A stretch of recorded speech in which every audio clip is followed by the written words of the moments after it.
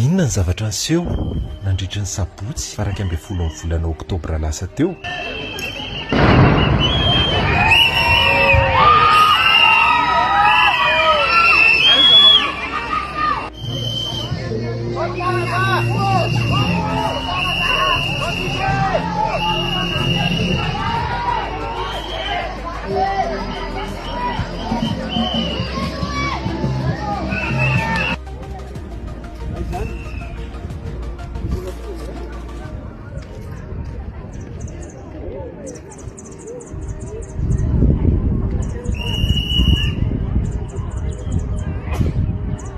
Ianao bebe amin'ny taonanao zao mbola tonga amin'ny tolona ety. 7 dia inona resy lahatra anao? Zanako aty daholo dia mba mivelasa koa mba mandeha tantaran'olona hoe ohatr'izao tantarana langa sika e. Fa elaela ihany ianao nitako teo mankasitraka bebe. Zany a.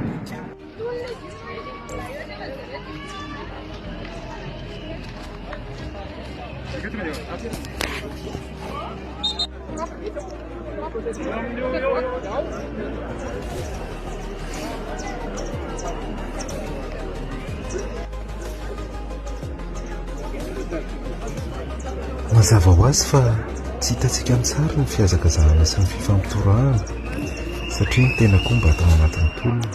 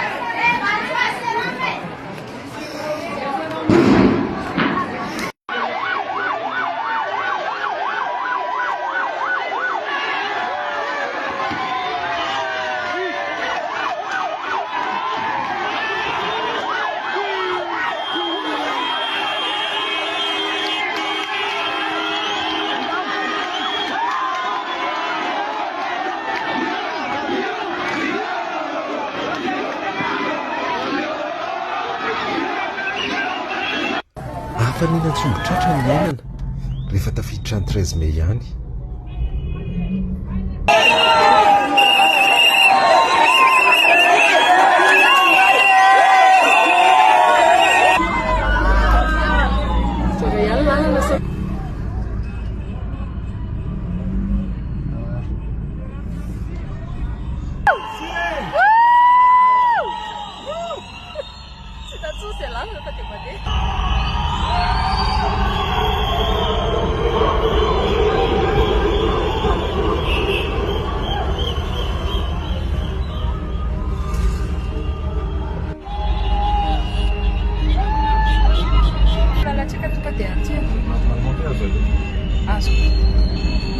Siri!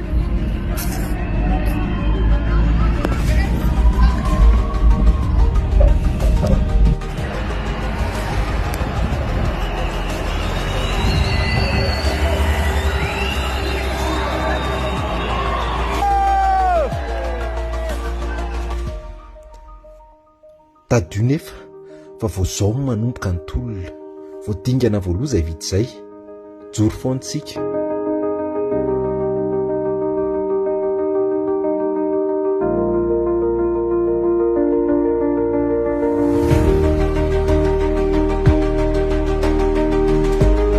tsy maintsy mandresitsika